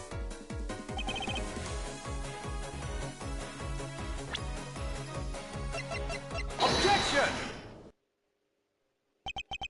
Only 2 pieces? I believe the proper phrase is here is you fail. Excuse me? You fail as a prosecutor, Mr. Portman, as you intended to keep evidence hidden from me. What are you talking about? I haven't hidden anything from you. But it's a piece that I think you should read carefully. It says that Mr. Faith has freaking 3 pieces. Yes, and this is the victim's real dying message to you, Mr. Portman. I can't believe to get tripped up by a simple arithmetic. Where's the missing piece of evidence? You have it, don't you? Only the guilty would make it such a face. That's true.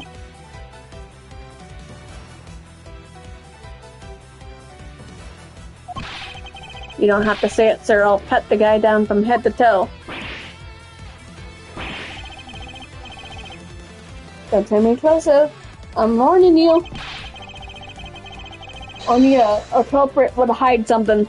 It's all part of the investigation, pal. So they didn't even think about stopping me. No. Hey, what's this? He had this on him, sir.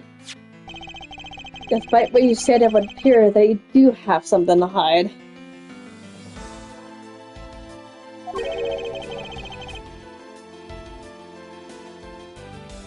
But why would he hide something like that? There's only one reason why anyone would hide evidence of this caliber. Since it would be incredibly point to the person himself as the real killer. I'm gonna have to examine the section of the tape that would drive to the left nail to his coffin. There we go. Ah, that's the blood, isn't it? Yes, and I believe this is what the good prosecutor was trying to hide from us. He's not so good after all, is he? This blood is still fresh. It's all brand new still. You mean this might be Detective Faith's? No, you got it all wrong. No amount of denial can save you. But we have but to run a test to find the trail. You told us that you had received evidence from the victim earlier. Now you will tell us when and how did the victim's blood find its way into this video. Yeah, it's totally suspicious. Was it the time of the moment of his death? Did Detective Faith have the videotape on his personage when he killed him? You're not very well, there's no way to prove that. Not even if we took it down on the tape for fingerprints? If I had to take a guess.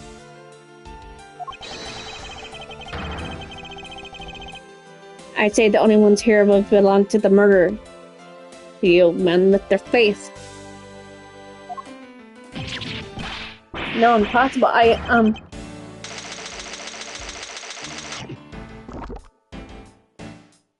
He just swallowed his, gold medal.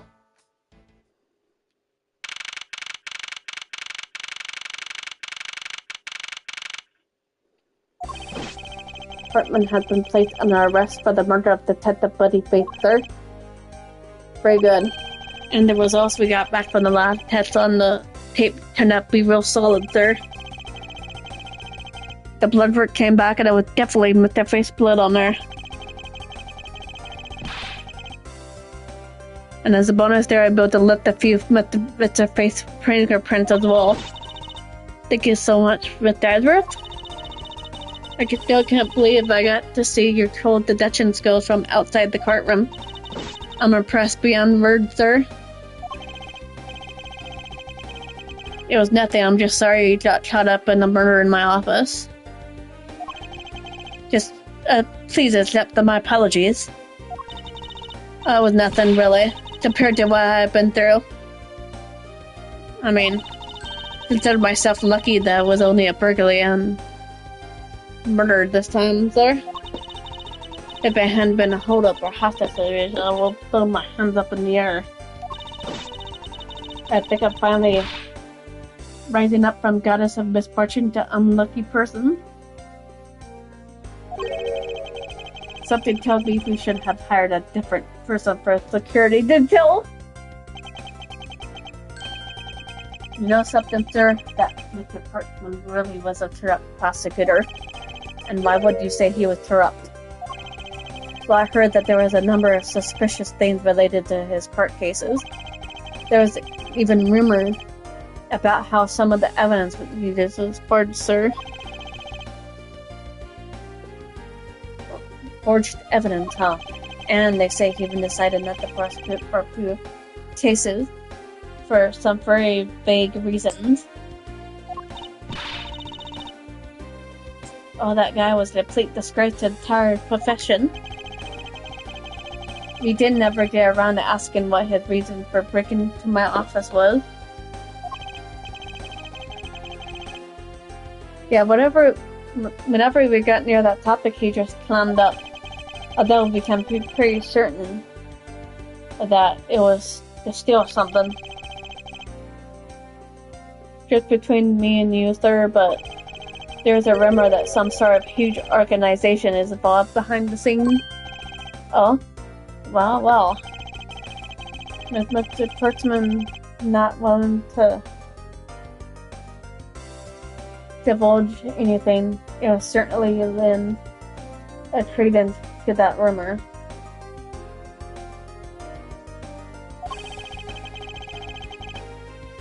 It would seem that we haven't heard last of us. That Mr. Kurtzman wasn't the bad guy? He was. I didn't say that, but rather, there are still many more mysteries for us to solve. For example, we still haven't figured out the significance to this piece of evidence.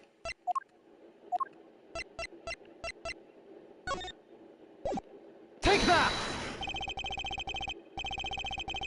Person who stole this file the other vanilla of the night.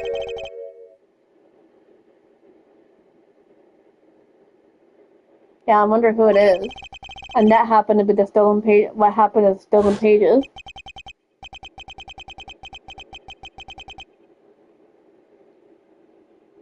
I wonder who in the world who has held me up at some point. With the address, sir? Yes. I came across this while I was processing your officer earlier. This card.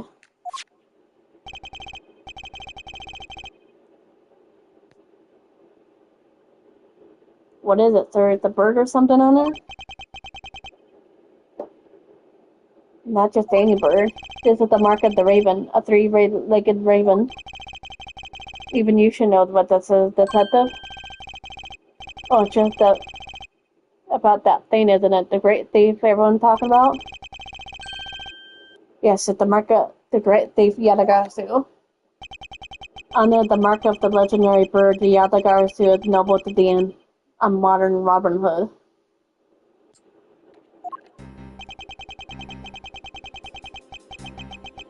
Labeled mysterious and phantom-like, the Yadagasu appears and vanishes at will. Though we don't know much about this thief's ultimate goal, but we do know the targets. Yatagars utilize them to find and make public evidence of corrupt dealings of all sorts. The theft is always performed in silence and always with profession. Once the target is chosen, no dramatic calling card or announcement is sent forth. Instead, the chosen corporation is treated without targeted notice. Some days later, the evidence that was found is sent out to the mass media, along with a single card.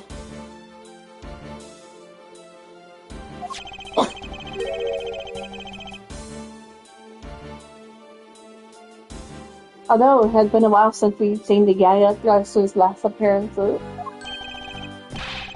Hey, Mr. Edgeworth, look, something's written on the back. What? Let me see. Relation for the thief of the stolen files.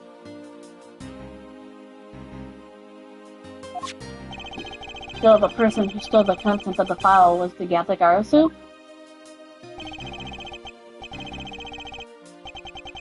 Yatagarasu organization. Quite a few keywords are popping up in this mystery.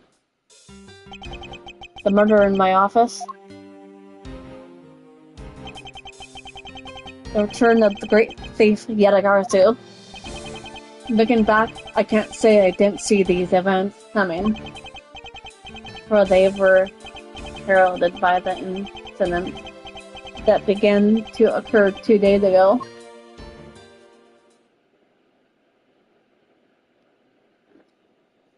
So yeah, that one's pretty much it for that one.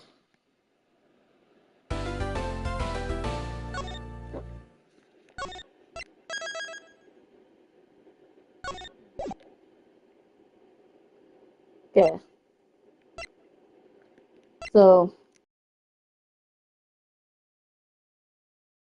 I'm gonna do a head start 2, a different day.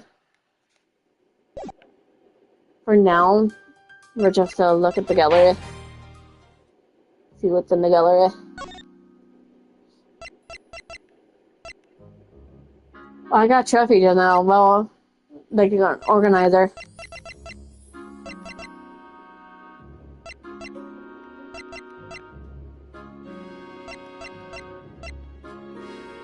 Oh, this one is right over there.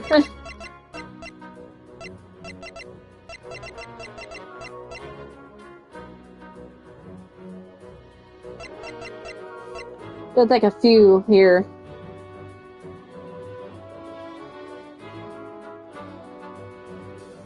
I'm gonna have to check that one out. There's like 2 here that... 2 here I didn't get.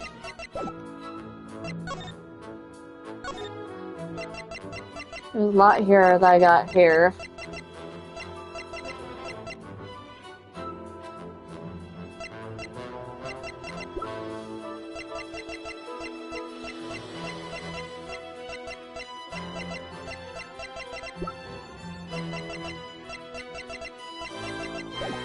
I got it all when I was in live streaming it over on Twitch.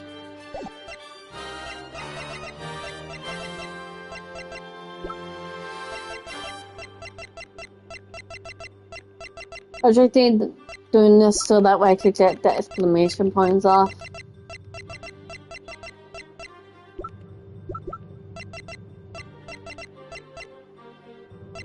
There we go.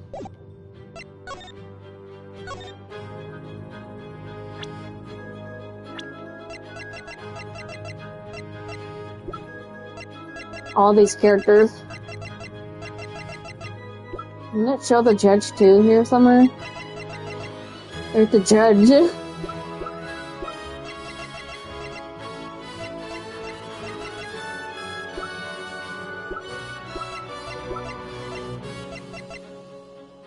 Oh, he's 25 here. We don't know her age. Oh, there's Missile.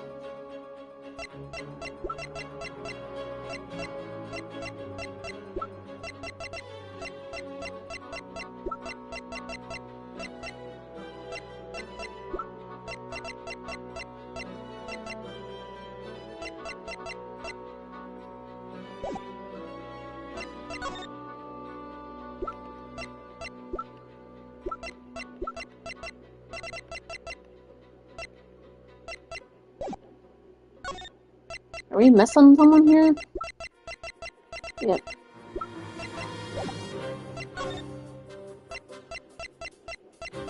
Gotta go through this slowly. Without the exclamation points here.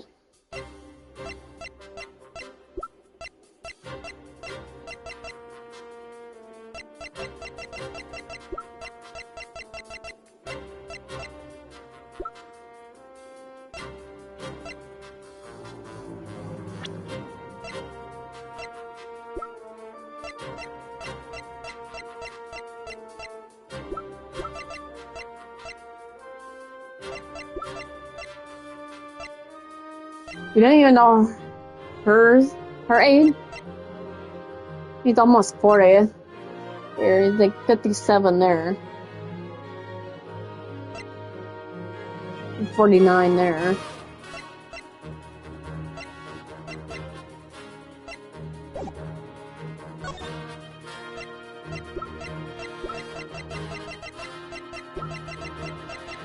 And this is like a really good game.